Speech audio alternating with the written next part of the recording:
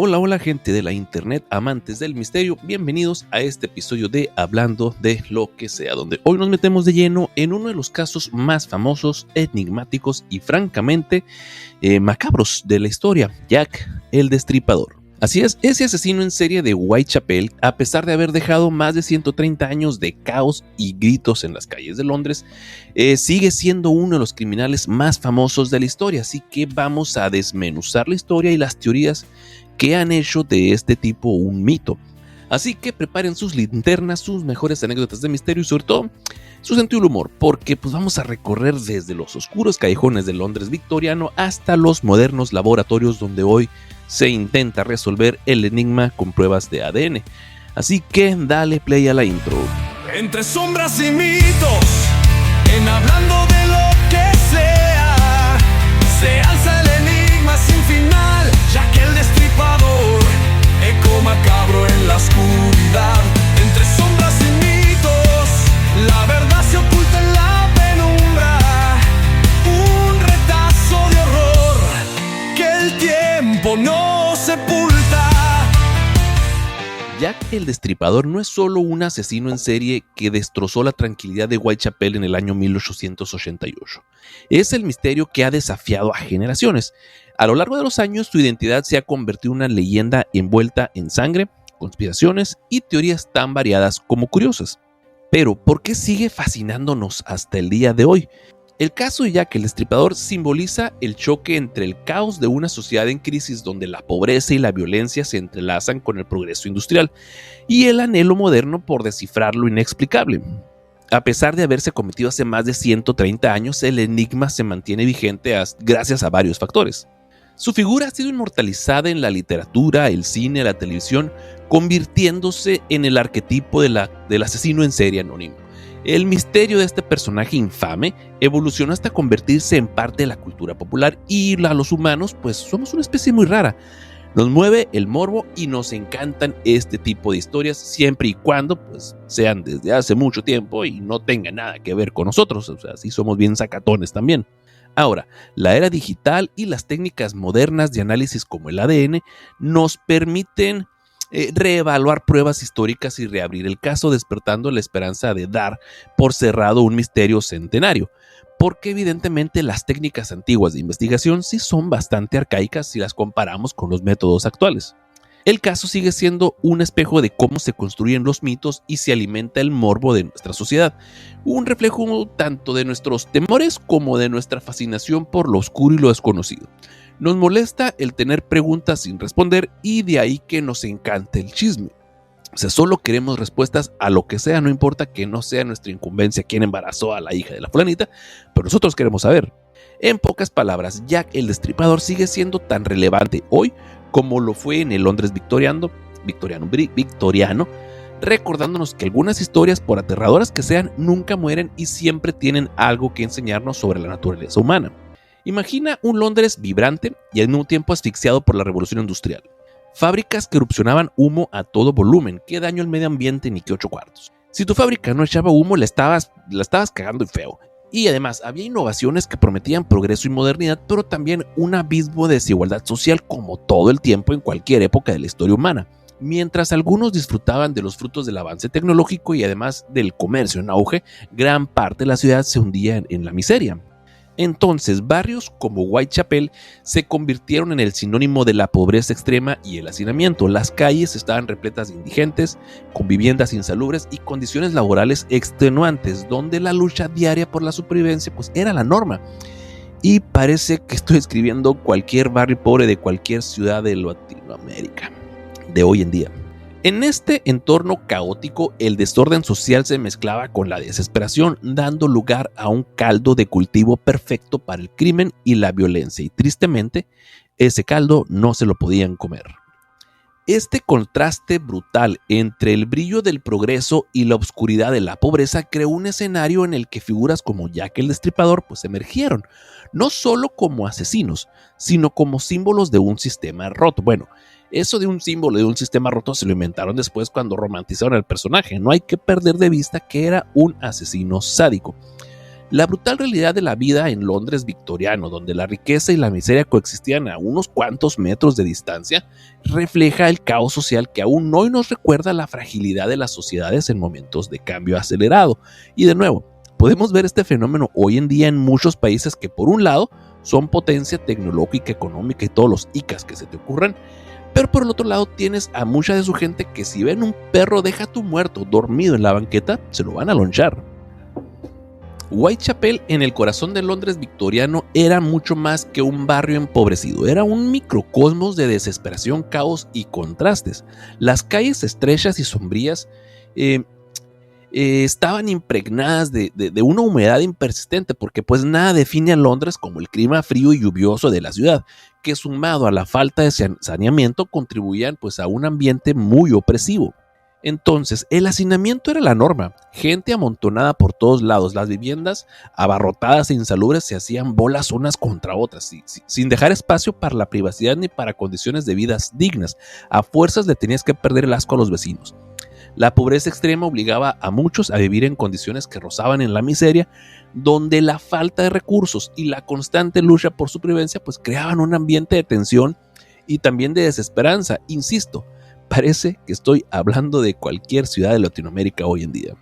Entonces, esta atmósfera era el caldo de cultivo perfecto para el crimen, y me encanta la frase caldo de cultivo. Creo que le voy a cambiar el nombre al podcast ahora a el caldo de cultivo. Bueno, ya me distraje otra vez.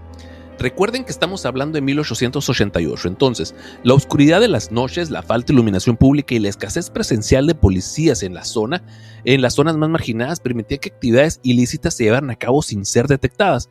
Y ya me están incomodando las similitudes. Bueno, además, la mezcla de residentes inmigrantes, trabajadores marginados sociales generaba un tejido comunitario muy frágil, donde el anonimato y la desconfianza pues era la moneda corriente en ese lugar. En este escenario, el surgimiento de un asesino como Jack el Destripador no resulta tan sorprendente. La violencia y el desorden eran casi cotidianos, y en medio de la desesperación, un individuo con una mente perturbada podía pasar desapercibido, alimentándose de oscuridad literal y figurativa que impregnaba cada rincón de Whitechapel.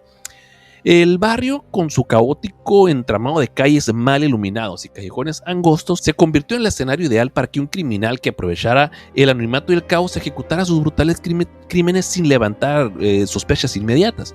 Así, la atmósfera de Whitechapel no solo facilitó la existencia de un asesino en serie, sino que también cimentó el mito de Jack el Destripador, un espectro que emergió de las sombras de una sociedad fracturada y olvidada. Si nos ponemos muy poéticos, ¿no? Vamos a sumergirnos en la cronología de un terror que sacudió el East End de Londres en 1888 durante un breve periodo, pero escalofriante lapso entre agosto y noviembre. Whitechapel se convirtió en el escenario de una serie de crímenes que hasta hoy hacen que muchos se estremezcan y que a otros pues nos saquen alguna risita nerviosa e incómoda, ¿verdad?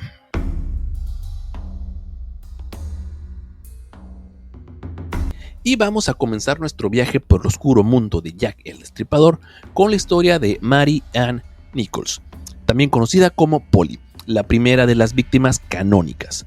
Aunque su nombre pueda parecer común, la vida de Mary Ann fue todo menos ordinario. Fue una existencia marcada por la adversidad, la marginación y, en última instancia, por un destino brutal que la colocó en el centro de uno de los misterios criminales más notorios de la historia. Mary Ann Nichols nació en una época en la que la pobreza y la desesperación eran moneda corriente en los barrios más desfavorecidos de Londres. Proveniente de un entorno humilde, su vida no le ofreció muchas oportunidades para escapar del ciclo de la indigencia, y a lo largo de sus años las circunstancias la empujaron hacia la prostitución, una de las pocas alternativas de subsistencia para muchas mujeres en la Inglaterra victoriana. En un contexto social donde el estigma y la marginalidad se entrelazaban, Mary Ann se convirtió en un símbolo de lucha diaria de quienes, sin recursos ni protección, se veían obligados a transitar caminos oscuros para sobrevivir. A pesar de su nombre sencillo, la historia de Mary Ann está llena de matices que hablan de una mujer fuerte y al mismo tiempo profundamente vulnerable. Se sabe que enfrentó múltiples desafíos: la falta de vivienda, la escasez de alimentos y la constante exposición a ambientes hostiles en un barrio plagado de violencia y miseria. Sus días transcurrían entre la rutina de sobrevivir y la inevitabilidad de una vida dura, donde cada amanecer era una nueva batalla contra el abandono social. La trágica noche del 31 de agosto de 1888 marcó un antes y un después en su historia y en la de Whitechapel. El cuerpo de Mary Ann fue hallado en un callejón de Bucks Row, y lo que se encontró allí fue el primer escalofriante indicio de la ola de terror que se avecinaba. Las marcas en sus cuerpos, que eran cortes profundos, mutilaciones y señales de un ataque brutal, no solo dejaron perpleja a la policía, sino que también encendieron la mecha del morbo en una ciudad ya asfixiada por la pobreza y la desesperación. Imaginen a Mary Ann, una mujer que pese a sus muchas batallas diarias, nunca imaginó que su destino terminaría en un callejón oscuro, convirtiéndose en el punto de partida de una serie de horrores que harían que hasta el más curtido de los policías se sintiera fuera de lugar. Y pues vaya manera de inaugurar un festival de pesadillas, ¿verdad?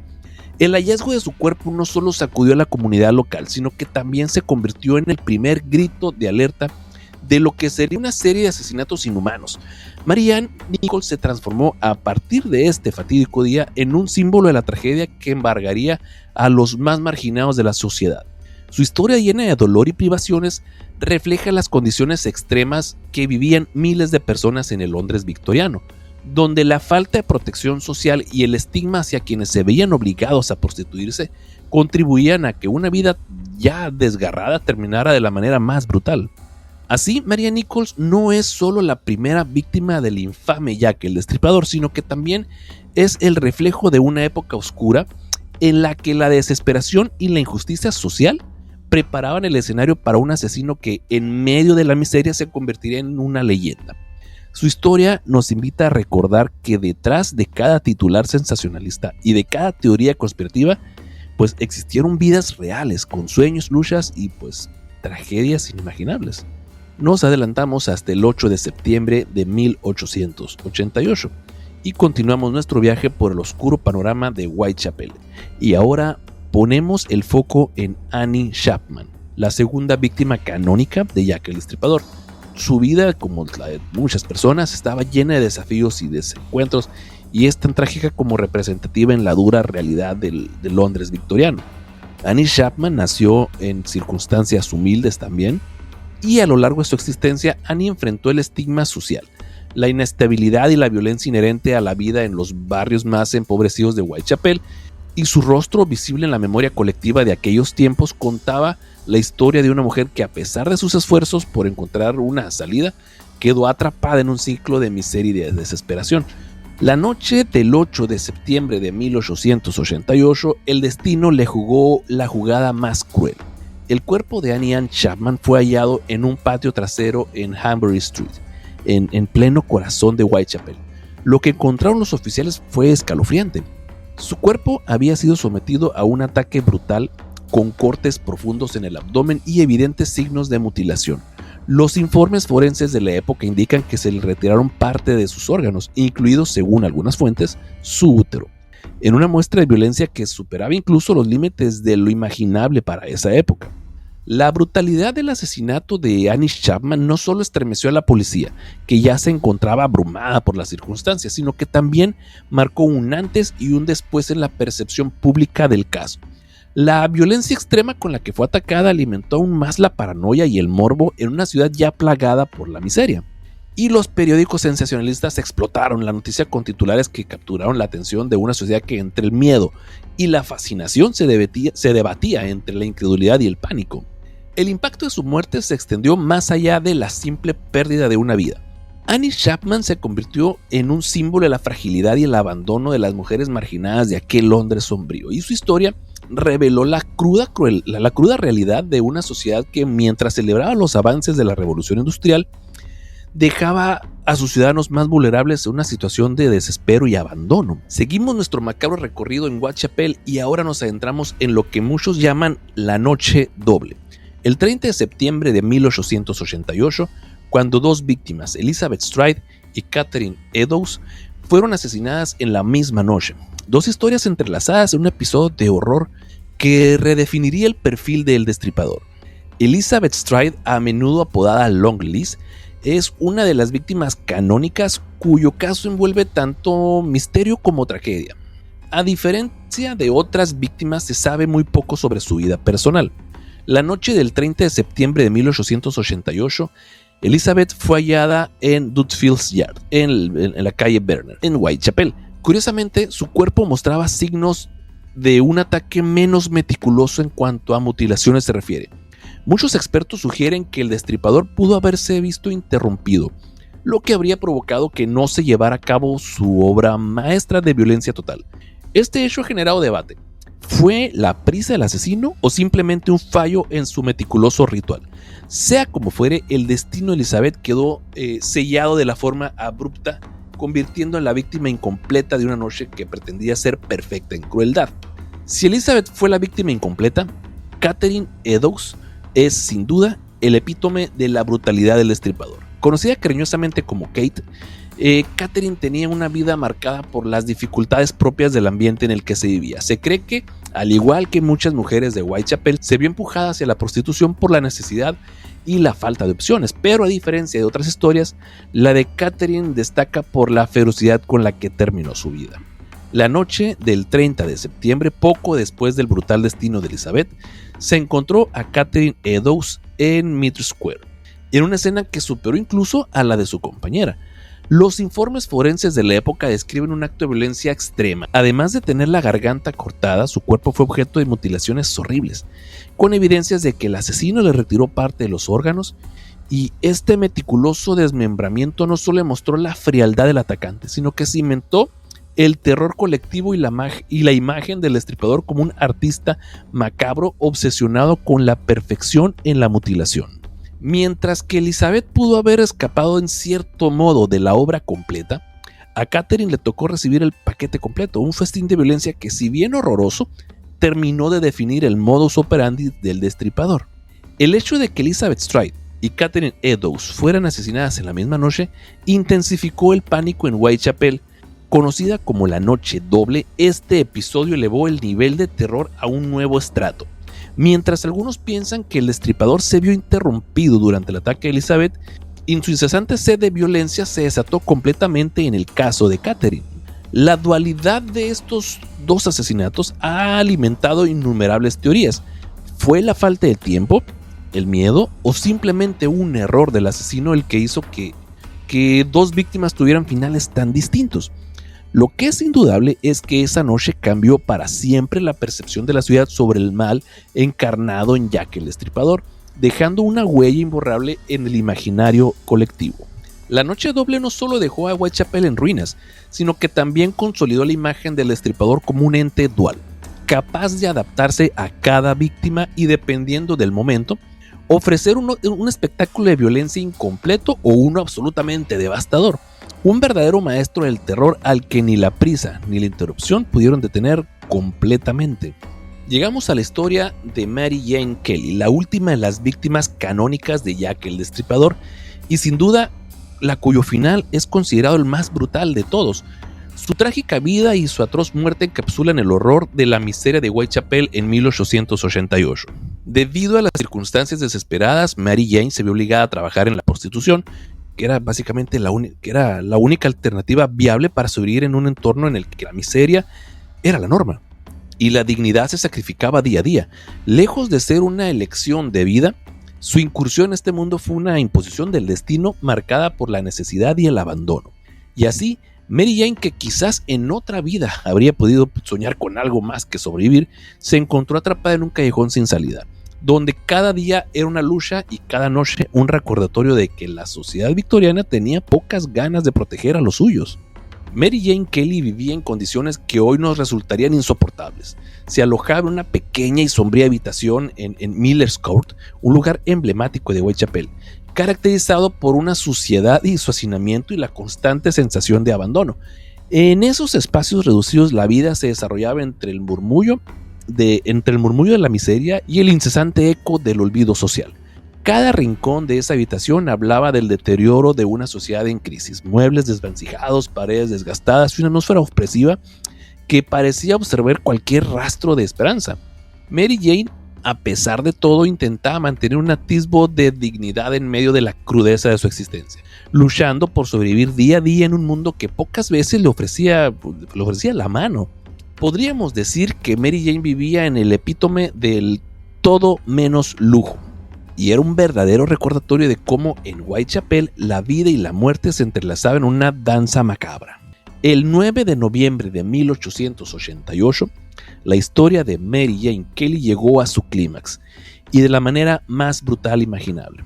Su habitación en Miller's Court se convirtió en el escenario del asesinato que sin duda marcaría el final de la ola de terror en Whitechapel. Al entrar en esa pequeña sala, los oficiales se encontraron con una escena de horror indescriptible. El cuerpo de Mary Jane estaba desmembrado casi por completo y con mutilaciones tan extremas que superaban a las de cualquier otra víctima. El destripador, en una especie de violencia casi artística, se encargó de transformar el modesto cuarto de Mary Jane en un lienzo macabro. Los detalles son tan gráficos como perturbadores. Se evidenciaron cortes precisos, desmembramientos y la total destrucción de la dignidad corporal. Cada parte del ataque parecía ejecutado con una frialdad y una pericia escalofriantes, que insinúan no solo una mente perturbada, sino una obsesión enfermiza por el control y el caos. La escena fue tan impactante que, además de reavivar el terror en la población, estableció un punto de inflexión en la investigación. La brutalidad sin precedentes del asesinato de Mary Jane Kelly no solo consolidó la figura del destripador en la mente colectiva, sino que también dejó claro que el asesino estaba dispuesto a llevar su arte macabro al extremo sin ningún límite. Ya que el destripador no era un asesino cualquiera, su firma consistía en ataques con una precisión casi quirúrgica. Se le atribuyen cortes profundos y mutilaciones metódicas, en algunos casos llegando hasta extirpar órganos de sus víctimas. Esta técnica, tan escalofriante como desconcertante, parecía más bien un retorcido arte macabro que un simple acto de violencia desordenada. La brutalidad, combinada con la aparente premeditación, hizo que la policía de la época, con sus limitadas herramientas forenses, se encontraran completamente desbordadas. Este modus operandi inusual no solo sembró el terror en Whitechapel, sino que cimentó la leyenda de un asesino que incluso tras más de un siglo siguen siendo objeto de fascinación y debate. Y con esta cronología entendemos mejor cómo un periodo tan caótico y oscuro dio lugar a uno de los enigmas más perdurables de la historia criminal. Y ahí es justamente donde la historia de Jack el Destripador se vuelve tan irresistible para la cultura popular y pues para nuestro propio morbo. Los brutales asesinatos en Whitechapel no solo marcaron una serie de fechas en el calendario, sino que encendieron una ola de pánico y conmoción que se extendió por toda la ciudad. Londres, ya asfixiado por la pobreza y el caos de la revolución industrial, se vio aún más perturbado por el espectro de un asesino que acechaba en las penumbras. La prensa, obviamente hambrienta del sensacionalismo, inundó las calles de titulares escalofriantes y descripciones gráficas de las víctimas mutiladas. Cada nuevo crimen alimentaba rumores y teorías conspirativas, mientras la población se debatía entre la incredulidad y el terror. Las historias sobre un asesino inhumano que parecía moverse con la precisión quirúrgica en medio de la oscuridad se propagaron tan rápido como el humo de las mismas fábricas. Y la respuesta de la policía fue, en muchos casos, tan caótica como la propia ciudad. Como dije anteriormente, con recursos limitados, métodos rudimentarios, los oficiales se vieron desbordados, lo que generó una sensación de impotencia y frustración tanto de las autoridades como del público. Ante la inacción aparente surgieron comités de vigilancia ciudadana como la infame Whitechapel Vigilance Committee, que eran formados por vecinos desesperados por protegerse en una noche donde el peligro parecía acechar en cada esquina. Este clima de miedo provocó cambios significativos en la conducta social. Las calles se vaciaron tras el anochecer, las familias se encerraban y muchos incluso se negaban a salir de sus hogares. Y en los barrios más acomodados, aunque el impacto fue menor, la noticia de los macabros crímenes generó inquietud y un sentimiento general de que la civilización estaba tambaleando tantito. En resumen, el impacto de los crímenes de Jack el Destripador fue doble. Por un lado, expuso las profundas fracturas y vulnerabilidades de una sociedad en crisis, y por el otro, creó un legado de terror y fascinación que no solo paralizó a una ciudad, sino que perdura en el imaginario colectivo hasta nuestros días. La mezcla de horror, desconfianza y sí también hasta cierto morbo fue lo que transformó estos hechos en una leyenda imborrable.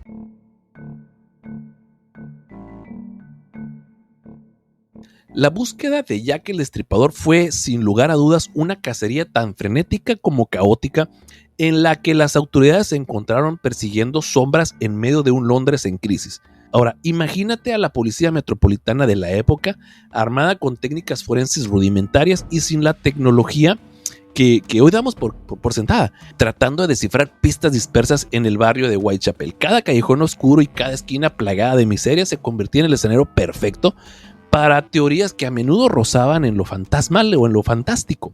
Y el desafío de la investigación radicaba en la complejidad de reunir evidencia en un entorno caótico, la falta de iluminación, el hacinamiento, la ausencia de protocolos para la recolección de pruebas y sobre todo la presión mediática que alimentaba el morbo y la histeria.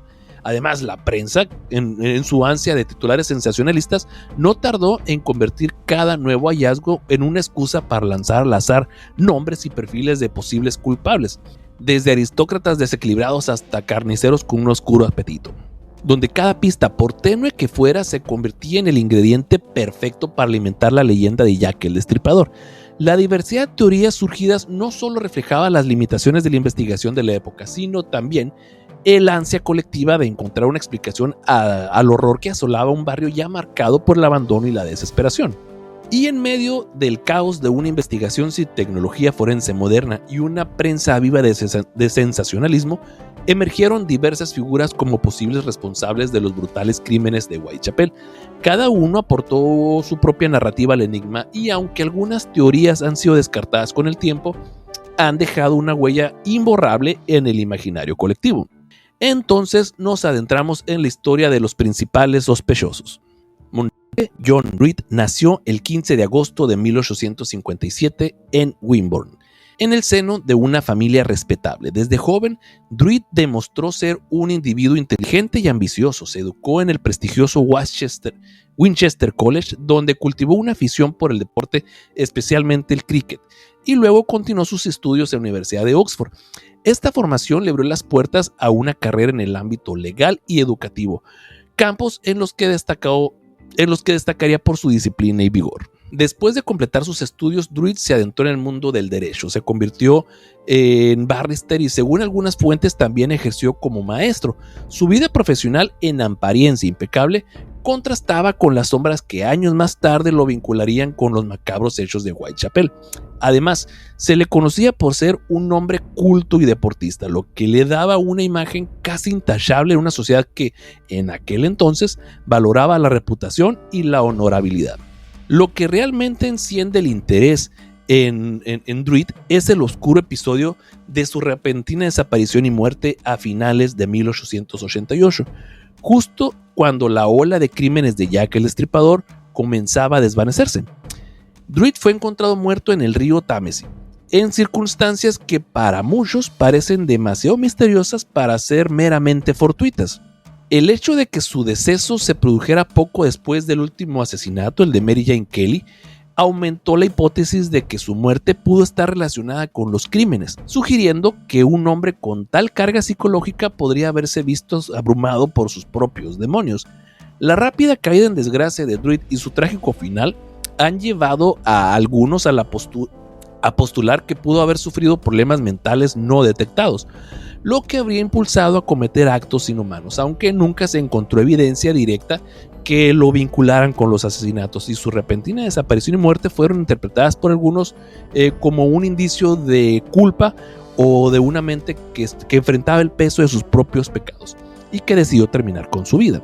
Uno de los argumentos más fuertes a favor de su implicación es la coincidencia temporal.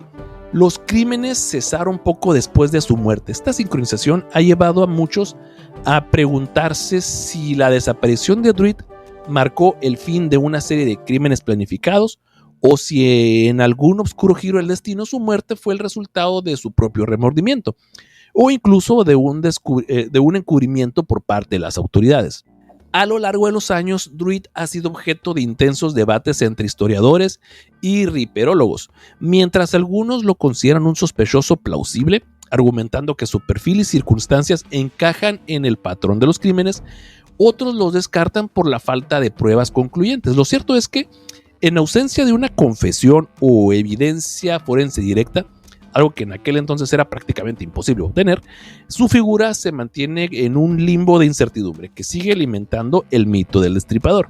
Ahora, queridos oyentes, nos adentramos en uno de los personajes más controvertidos y enigmáticos del caso Jack el Destripador, Aaron Kosminski. Este sospechoso, cuya historia parece sacada de una novela gótica, fue un inmigrante polaco que se instaló en Whitechapel y su vida está impregnada de sombras, locura y, claro, de un toque de ironía de lo absurdo.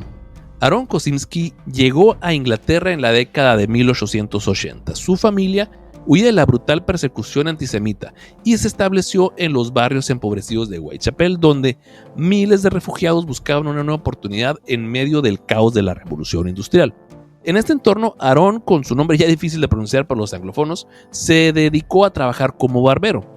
Aunque los registros lo describen como un modesto barbero, la verdadera historia de Aaron se entrelaza con la tragedia y la marginalidad. Se dice que su salud mental empezó a deteriorarse desde relativamente joven. Testimonios y documentos de la época relatan que Aaron sufría de alucinaciones auditivas y que mostraba una paranoia extrema, especialmente en lo que respecta a la ingestión de alimentos de otros. Se negaba a bañarse y, en resumen, un cuadro típico de lo que hoy llamaríamos esquizofrenia.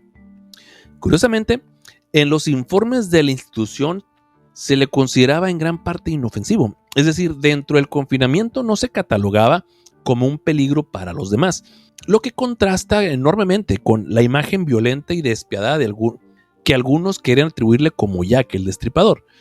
La leyenda de Jack el Destripador nació en las calles sangrientas de Whitechapel y en ese ambiente de terror, Aaron Kosminski emergió como uno de los sospechosos principales. En 1894 se incluyó el nombre Kosminski en documentos de Scotland Yard. Aunque en los documentos el nombre no se especifica, años más tarde, mediante una revisión de los registros, se identificó a Aaron Kosminski como el único individuo con ese apellido en la época. A pesar de todas las sospechas y teorías, Aaron Kosminski nunca fue arrestado ni procesado por los horrendos crímenes de 1888. En 1891, tras amenazar a su propia hermana con un cuchillo, fue internado en un asilo para lunáticos. Pasó los siguientes 28 años de su vida internado en varios asilos. Y durante ese tiempo sus registros clínicos hablan de un hombre perturbado, pero no necesariamente violento, en lo que exigían los asesinatos que se le imputaban. Finalmente, Aaron murió el 24 de marzo de 1919 a la edad de 53 años, víctima de una gangrena en la pierna, y fue sepultado en el cementerio judío de East Ham en Londres. ¿Realmente fue él Jack el Destripador o es solo otro engranaje en la maquinaria de misterio? Como siempre, la verdad se oculta entre las grietas del tiempo, dejándonos a nosotros, los eternos curiosos, con más preguntas que respuestas. Francis Tumbletti nació en Estados Unidos en la década de 1830. Aunque en las fechas exactas varían según las fuentes, desde joven se destacó por ser un médico poco convencional, lo que en aquella época ya le valía un calificativo de charlatán. Su formación médica, si es que en realidad la tuvo, en la forma como hoy la entendemos, se vio empañada por métodos poco ortodoxos y prácticas cuestionables que distaban de la medicina tradicional. Tumbletti ejerció en Estados Unidos, pero su vida tomó un giro turbulento. Se vio envuelto en controversias y problemas legales y su comportamiento excéntrico le llevó a abandonar su país natal en busca de nuevas oportunidades o de un escenario en el que nadie cuestionara demasiado sus métodos.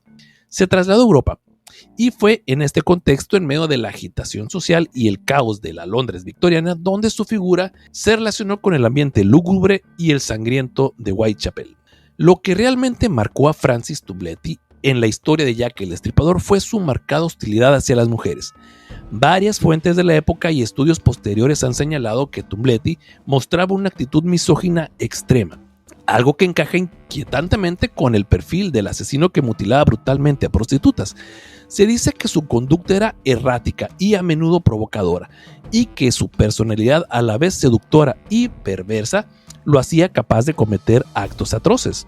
A diferencia de otros sospechosos, Tumbletti era conocido no solo por su supuesta vinculación con los asesinatos, sino también por su carácter impredecible. Mientras que la policía de la época y algunos investigadores lo consideraban un candidato viable, la evidencia directa en su contra nunca llegó a consolidarse.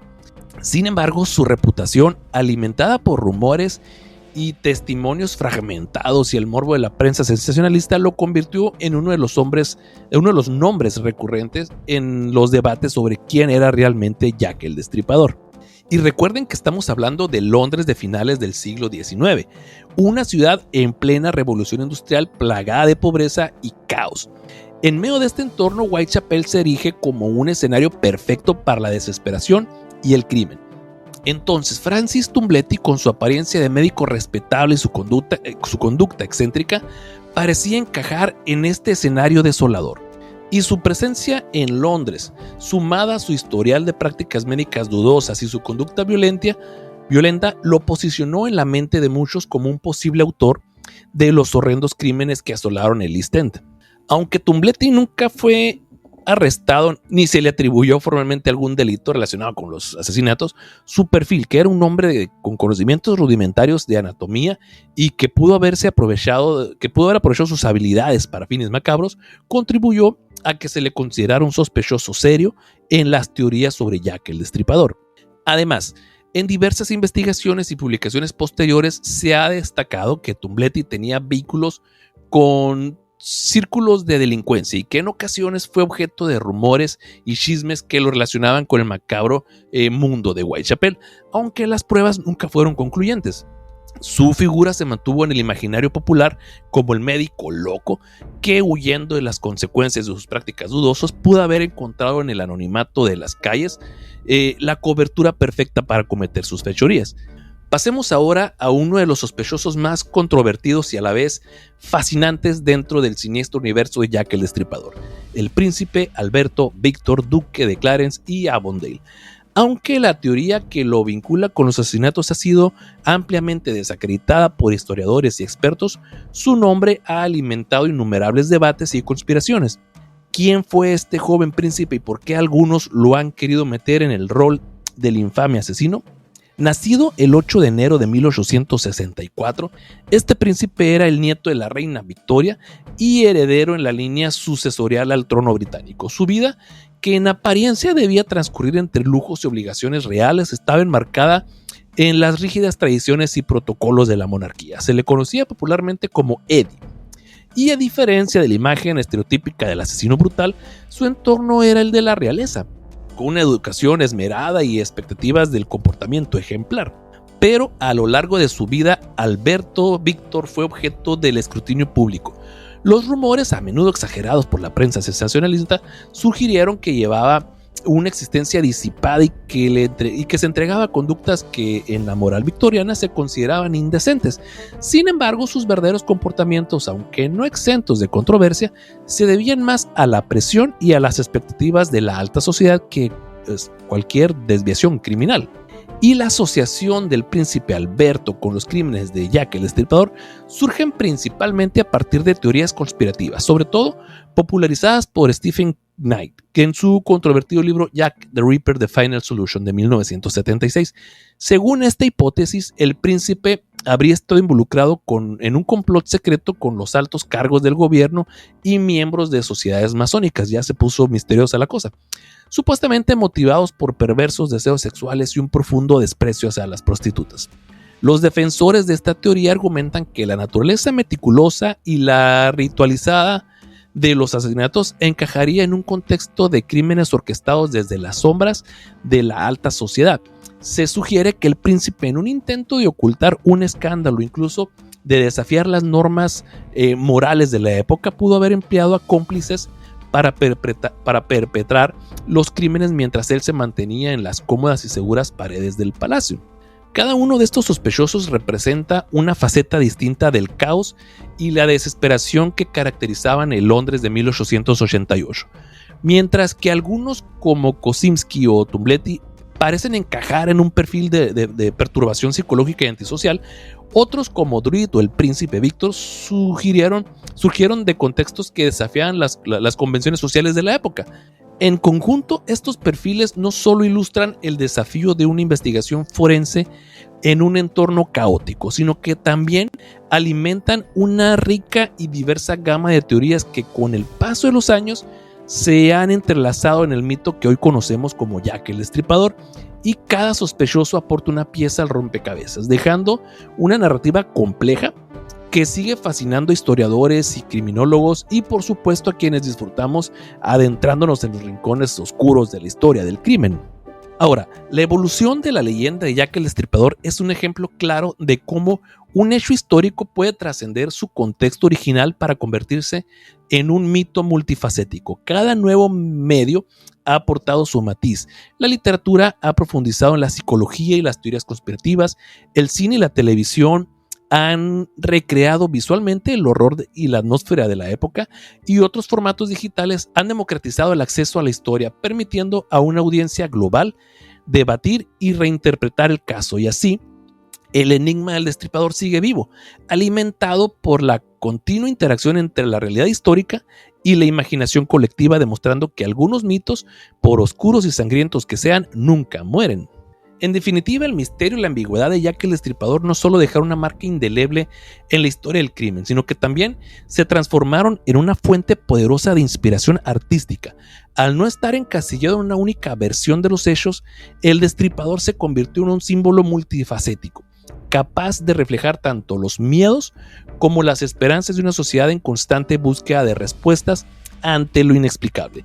Y esta capacidad para reinventarse y resonar en distintos contextos culturales es, sin lugar a dudas, la clave que han mantenido vivo el mito durante más de un siglo. En medio de una larga búsqueda por dar cierre a uno de los misterios criminales más perdurables, un hallazgo reciente ha vuelto a encender el debate en torno a la identidad de Jack el Destripador.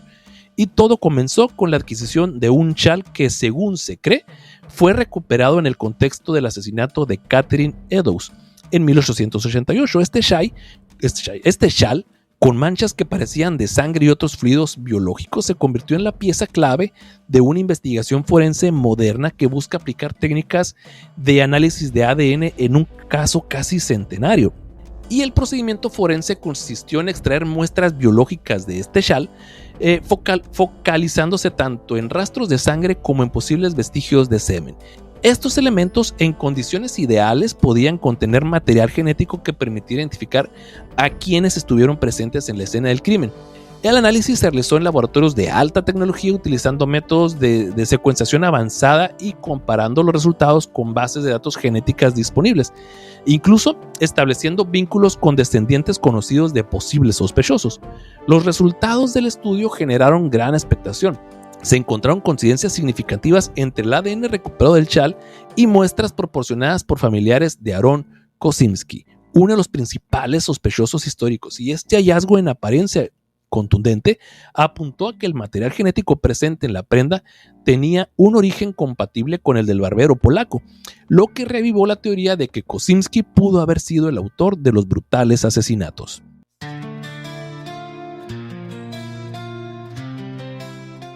Y es así, amigos, que llegamos al final de nuestro retorcido viaje a través de las sombras de Whitechapel y el enigma de Ripper. No suelo grabar videos tan largos, pero me sorprendí de la cantidad de detalles que hay sobre este tema. Es increíble. Dejé muchas cosas fuera de este episodio porque de plano es mucho. Yo creo que, bueno, ¿saben lo que voy a hacer? Voy a empezar a subir en mis diferentes redes sociales datos que dejé fuera de este episodio, porque de verdad es impresionante lo que hay aquí. Pero yo no dejo de hacerme la siguiente pregunta: ¿qué hay de cierto en la leyenda y qué es solo fruto de una imaginación morbosa? Gracias por acompañarme en este episodio. No olvides suscribirte, dejar algún comentario y compartir con aquellos que disfrutan de un buen misterio y con un toque de ironía. Así que pásala bonito y nos vemos en el próximo episodio. Adiós.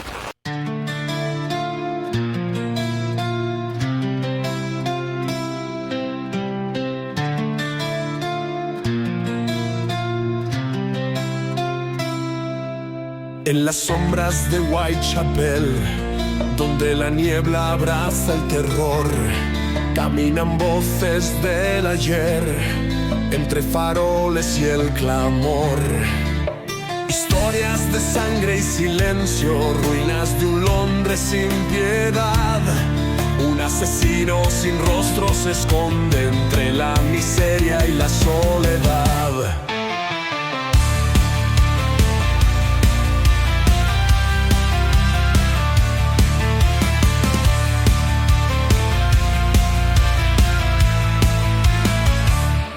sombras y mitos, en hablando de lo que sea, se alza el enigma sin final, ya que el destripador eco macabro en la oscuridad.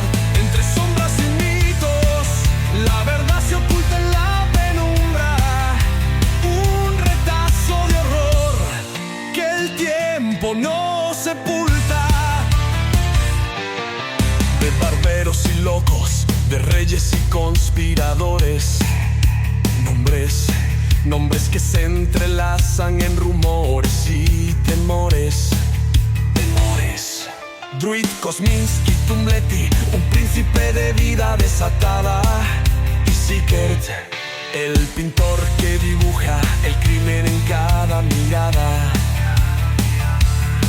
Cada historia es una herida en el alma de una era fatal, donde el avance forense intenta cerrar un capítulo infernal. Entre sombras y mitos, en hablando de lo que sea, se alza el enigma sin final, ya que el destripador eco macabro en la oscuridad. Entre sombras y mitos, la verdad se oculta en la penumbra, un retazo de horror que el tiempo no sepulta.